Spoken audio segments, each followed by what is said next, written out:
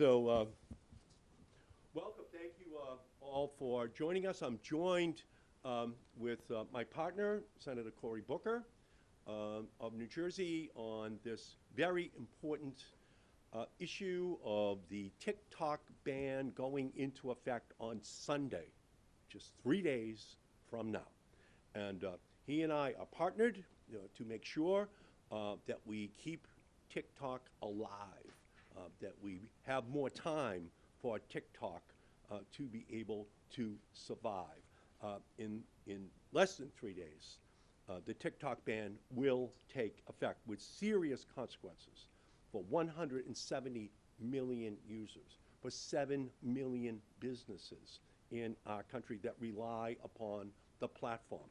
And I'm committed to avoiding that fate. And that's why earlier this week, with Senator Booker, along with Senator Wyden, we introduced the Extend the TikTok Deadline Act, and we're joined now by Senator Van Hollen.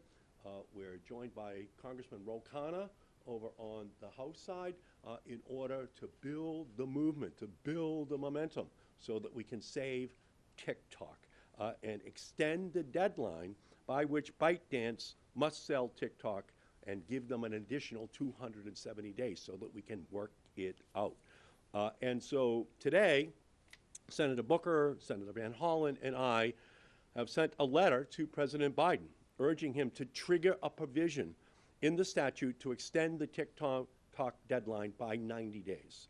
TikTok has become an integral part of our lives, and that's 170 million Americans. That's over half of our population. It's 65% of all adults in the United States are on TikTok.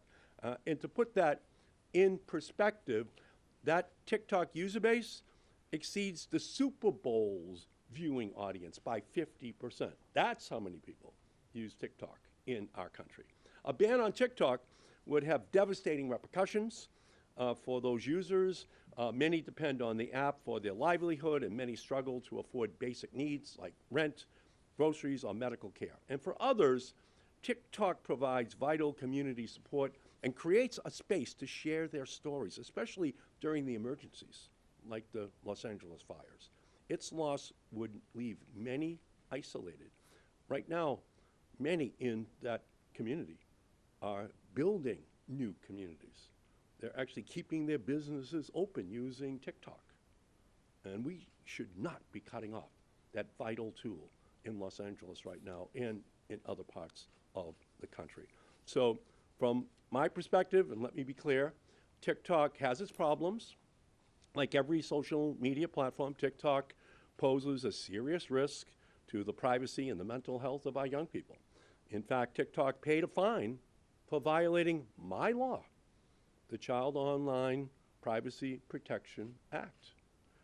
And just a few years ago, and last year, I sent a letter to the Department of Justice urging it to quickly review the allegations that TikTok had violated my law once again. And I'm going to continue to keep TikTok accountable for what they do to teenagers and children in our country. But what they're doing is no different than what Facebook is doing, what Instagram is doing, what all the American social media companies are doing. They're in no different situation.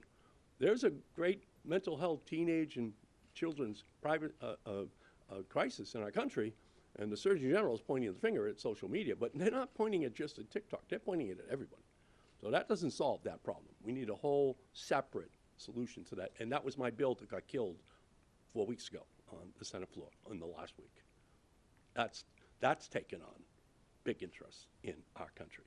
A TikTok ban would impose serious consequences on millions of Americans who depend upon the app for social connections and their economic livelihood.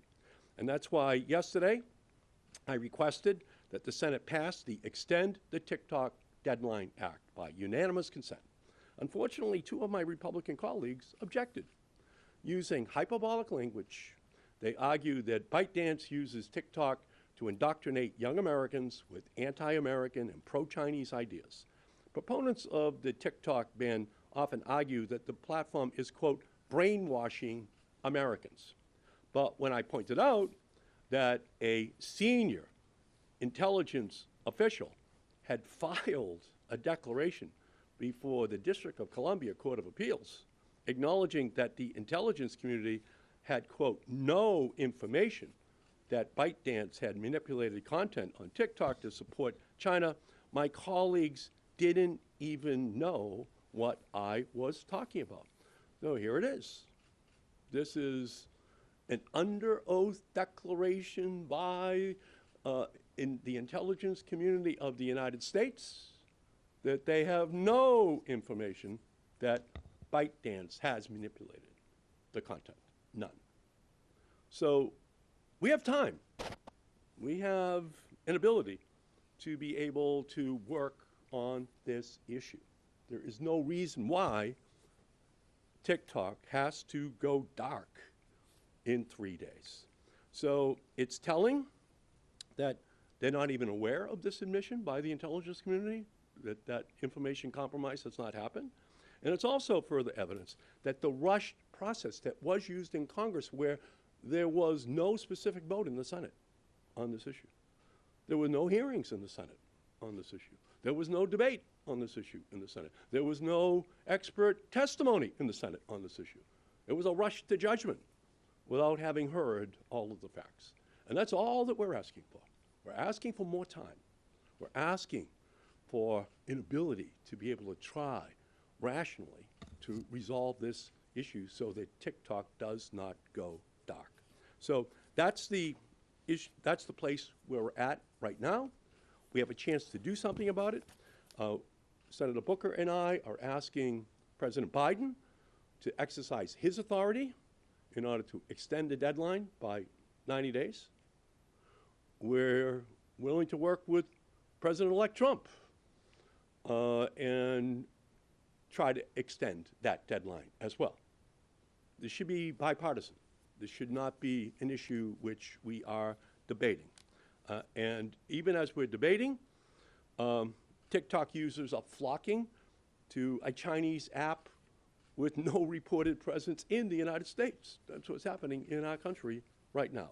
So it's time to take a breath, try to step back, buy some time, try to figure this out rationally, but in no way should we have TikTok go dark on Sunday. It would be catastrophic for just so many small businesses, so many creators, so many communities that have been created with no alternative available to them. So that's where we are. That's what our challenges be, that is going to continue to be, and that's the movement that we're going to continue to build. So let me turn and recognize my great colleague, my friend, great leader, Cory Booker from New Jersey. Welcome. Thank you, my friend. I want to thank Senator Markey for his leadership on this issue and, frankly, so many issues. I've been very lucky in my time in the Senate to partner with him on many important things. Let me reiterate what he said.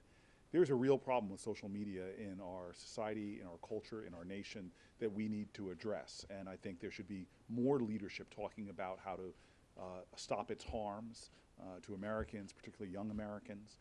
I have real concerns with TikTok, whether it's proliferation of hate and anti-Semitism or some of the credible concerns that have been put forth about national security issues. That's not what's at issue right now. What's at issue right now is the solution to this is not to end TikTok right now, but to make sure we're creating space for us to come together and save this platform in a way that comports with the legitimate concerns that have been expressed and preserve a platform that, as Senator Markey has said, is so profoundly important in the lives of so many Americans, from creators to business people, to folks who feel alone and isolated and found through that platform a way to find community and connection. There are tens and tens of millions of users. I myself am one. I'm very frustrated with how Congress has gone about doing this. We did not have a debate in the Senate. We did not have hearings in the Senate. We did not even have a specific vote. It was crammed into what's often called in Congress a must-pass bill that had national security support for places like Ukraine, that had, for me, the humanitarian aid I had been fighting for some time to help with the crisis going on in Sudan. It was, to me, a cynical effort to stick it into a bill that many of us would have to vote for because of the high stakes of the other things going on. We should have done this differently, and now is a time that we can do it differently.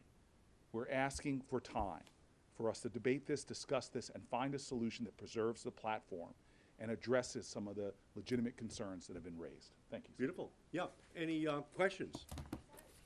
Yes. Have you reached out to President Trump's team or plan to reach out to his team? They've obviously expressed. Excuse me? Have you reached out to President Trump's team or plan to be in touch with President Trump's team on this? They've obviously expressed support for an extension on the ban. Well, we are sending a letter to President Biden today. He's the incumbent president, and he can exercise that authority right now to use the 90-day extension that's in the statute.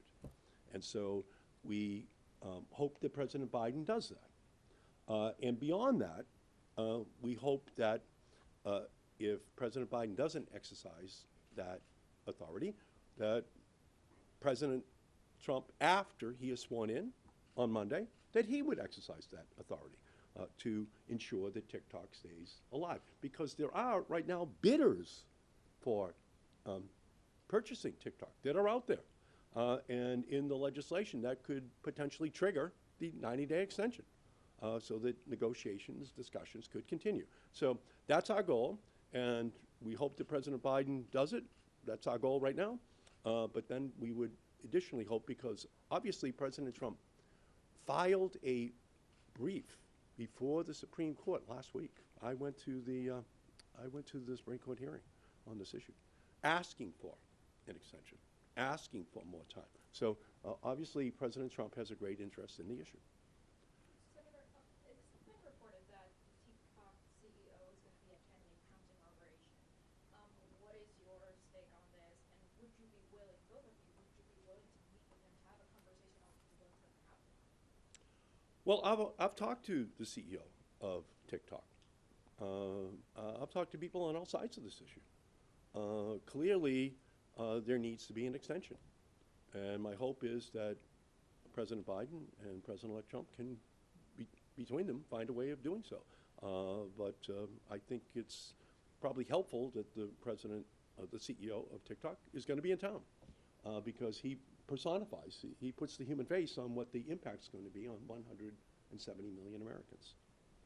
Now that Democratic leader Schumer has come out and said that there should be an extension, do you think that more of your colleagues will sign on to this, and can they do it fast enough? I think the fact that we're seeing growing support legislatively on both sides of the Capitol is really encouraging. We are gaining momentum, which I think gives even more of a chance that President Biden, I think, and his team will look to us as maybe that there's a different way to go. I think that given the extraordinary voice of TikTok users, I want to take I want to give a lot of credit to Senator Markey for his leadership, but he and I know, thank you, TikTok users. Americans are letting their voices be heard, and that is affecting the people that are representing them. I'm happy to see more and more people getting on. So let's continue the momentum. Let's get more Congress people, more senators, more voices lifting up in America, and I'm hoping that's going to help to create the momentum necessary to get the right thing done. And by the way, Senator Schumer just told me a half an hour ago how much he appreciated my making the effort to have this legislation passed by unanimous consent. So he's clearly behind us all the way, and we're just going to build the momentum. Yes, sir. Have you spoken with President Biden directly before sending that letter? And do you have any sense of how he may be leaning to enact that 90-day button to extend it into the next administration? I talked to a very high-ranking White House official at the end of last week. I today, once again, extended my personal communication to the White House, not to the President, but to those who would be central to making a decision as to whether or not there should be an extension. So they're very well aware of what Senator Booker and I are attempting to do. I just want to say thank you for calling on all the bald members of the audience. I appreciate that. Now you can get some hairy. Yes, sir. Senator Booker, you talked about how you discussed that you use TikTok personally. What benefits have you seen from using TikTok for this? I've got 9+ million constituents in New Jersey. Hundreds of thousands of them are getting the majority of their information and news about current events from that platform. So I want to meet the voters where they are, whether it's going to a barber shop, yes, I go to one, or whether it's going to town halls, but this is a virtual town hall. I've been doing TikToks the last couple days specifically about this issue, and you all know the functions. It's incredible to do a stitch and be able to respond directly to somebody's comments. Not only am I responding to a constituent, but I'm actually also opening up that conversation and that dialogue for many more people to benefit from. Modern elected leaders need to learn to use platforms that are speaking to the people where they are. And this, as the senator, and again, one of my friends and mentors has shown, is that this is a platform where many Americans are consuming their news. To take that away from them when it's not necessary, when we can find a solution to this, is just unacceptable. Yeah, and again, many people think this is just cat videos for kids. No. Hey, there's This- nothing against cat There's videos. not, we have nothing against cat Okay, videos. let's We say that. love cat videos. Yes, yes. But it's also community, it's creators, it's small businesses, it's democracy, it's people talking to each other. And again, it's 65% of all adults in the country. So let's just remember what we're talking about right now. And we have time to give a little bit of a reprieve so that we can have this conversation about the national security issues, about the potential purchase by other entities in our society. But it just makes no sense, and it's why on Inauguration Day, if this happens, oh my goodness, it'll be a battle for which story gets most attention above the fold. Inauguration of the president or TikTok banned in the United States. It'll be a battle, but both will be on the front page Could on you Monday. ask when somebody over 35? There's 2 of them or 3 of them here. And yes, back here. So, two questions. Do you think He's not over 35. Very kind. Do you think TikTok meets the legal threshold to get an extension right under the law? They have to have a binding agreement to sell. And realistically, can this get done in 90 days? I mean, given the algorithm, given China, can there be a sale in 90 days? Yeah, well, there's been an offer on the table from Frank McCourt and others for a week. But there needs to be some time in order to negotiate with him or with others, right? But obviously, I don't think there was ever an anticipation of a bill passing and being signed in April of 2024 and having the entire appeals process go right up to 3 days before the inauguration of another president and the deadline for TikTok going dark. So the bottom line here is we still don't have a decision from the Supreme Court on the constitutionality of what the Congress and the president did last April. We don't have an answer to the constitutionality. And by the way, TikTok has a right to go to the courts to get a determination as to whether or not it's constitutional. Senator, it's hard for you to go to your right, but maybe you should. So that's why the extension really makes a lot of sense, because the courts haven't even yet determined its constitutionality, and as a result, they haven't left enough time to consummate a purchase if necessary. Yes, sir. To the right. Thank you, Appropriately, he's in red, Thank too. you, Senator Booker. In light of the looming ban, we've seen a lot of users this week go to some other apps, including Chinese-owned apps Right. like RedNote.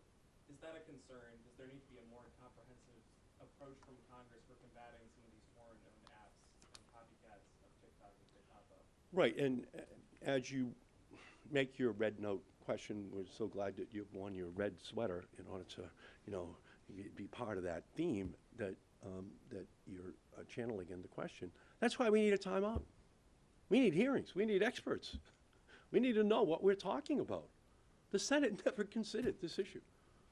It was jammed into the Ukraine-Israel humanitarian relief bill with no discussion on our side. It's just a part of the problem with the legislative process that we have right here. But in a case like this, it just has incredible negative consequences. And this migration towards red note is a very good example of the law of unintended consequences, which the Congress right now doesn't know anything about. There are more people on on TikTok that understand it than members of the House and Senate, this migration to red zone right now. No one even knows what that word means in the Senate, okay, to be honest with you. It's sad but true, and that's why we need real experts to come in and to testify, you know. Congressional experts kind of an oxymoron, you know, like Salt Lake City nightlife or jumbo shrimp, you know what I mean? We need real experts to come in and to tell us what we should be doing on any particular issue, yeah.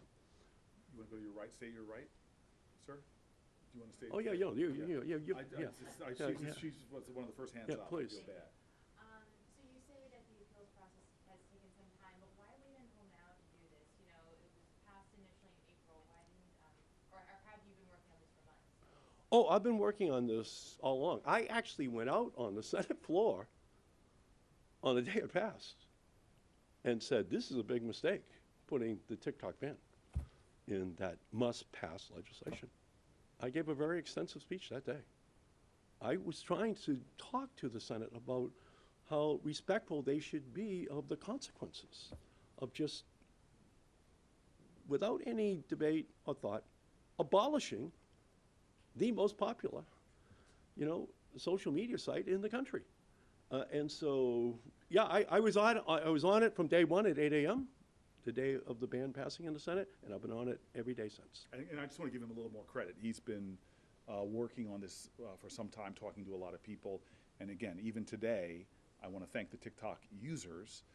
We showed, just by him going on video and talking to it, his videos on TikTok just about this subject have millions of views. I think more and more legislators are seeing that. So one, his leadership has been there from the beginning, but I keep wanting to go back that this is a democracy.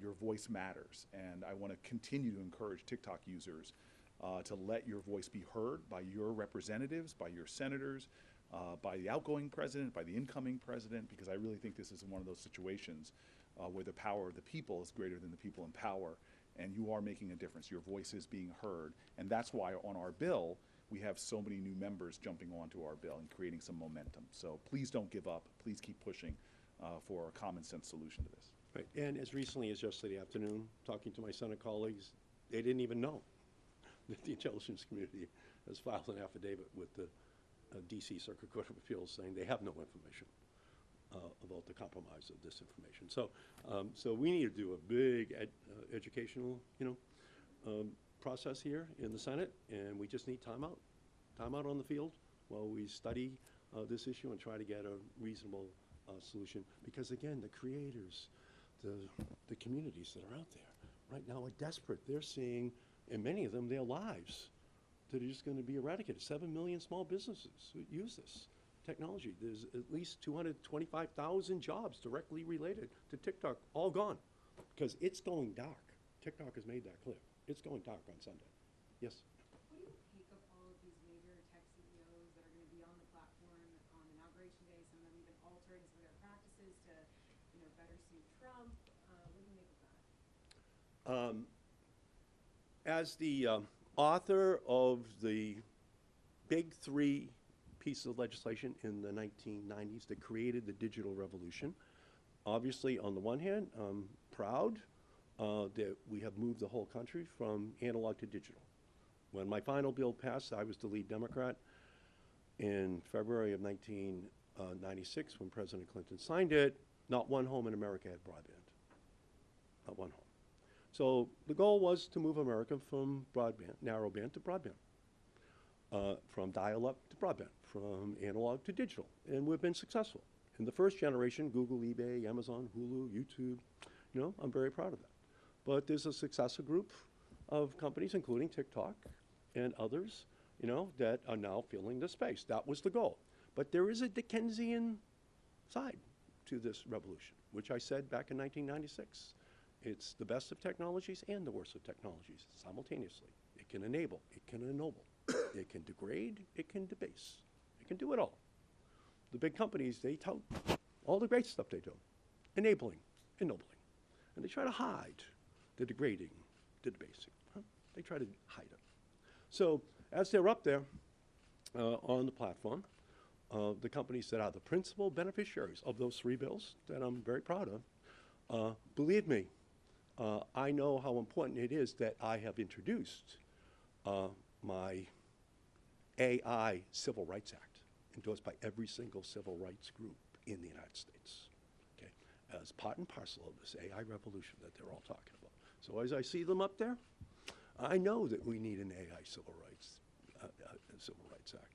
In the same way I know we need a Teenage Privacy Bill of Rights. In the same way I know that we need to keep, as the 1996 Act did, my law did, that $80 billion has been spent making sure that computers on poor kids' desks in schools and inner cities all across the country have access to these technologies. So I see them up there, and I'm afraid that they want, I'm afraid they want to walk away from their responsibilities, okay, from their job to make sure that we deal with the sinister side of cyberspace. And so that's, for me, almost a gift that they're going to put themselves up there, because that will allow us to talk about all the other things that we should be asking from them. I'm sorry, Corey. But first of all, you could have kept going. You could have gone from Yeah, I got it. Flintstones to the Jetsons. I've got. I mean, you had a lot of things there, from I'm disco sorry, to Taylor Swift. Yeah.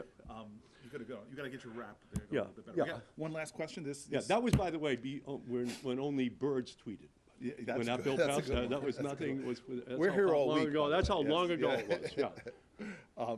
Okay, good, I'm And you know sorry. what? I just want to say, like, when I went to write my book, I was blown away that you have one of the greatest records when it comes to this space, Thank you. going back not years, but a couple decades. Thank you. More than that, sorry. Thank you. Okay, sorry. Last question. It's got to be really good. good. I mean, this is a moment. Answer the inauguration question, though? What's that? Can you answer the question about the text? No, he's the center of this show. Come on. Yeah, Go ahead. Yeah, go ahead. Have any of your Republican colleagues come out in support of your bill, and will you continue to push for legislative solutions if TikTok does go dark? Yes, 48 of our Republican colleagues have signed on to, oh, I'm sorry. Weren't we talking about misinformation? No.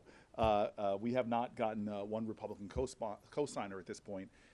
As he said, he called for unanimous consent vote, and Republicans were the ones that, not Democrats, but Republicans were the ones that came forward. However, I am very hopeful, because of what Donald Trump has been saying, that you are going to see a switch with a lot of Republicans who will perhaps be influenced by the president's own views and the president's strongly expressed opinions on the matter. So there is a bipartisan way forward. We're hearing the incoming president, and we're hearing a lot of Democrats joining the leadership of Senator Markey. And I didn't mean to be I did not mean to be flip with you. The truth of the matter is, I have larger concerns. I have nothing to do with the subject about the way money is flowing into the inauguration committees. This is not simply to Donald Trump. We have a real problem with the way money is raised in politics, the way money corrupts politics, and the way that we raise money for an inauguration, which is so many corporate interests are giving a lot of money. I don't think that's healthy and good for our democracy, but that's really not germane to this issue. But we have a problem in America with too much money in politics. And again, I've been reading about this guy to my left talking about this issue.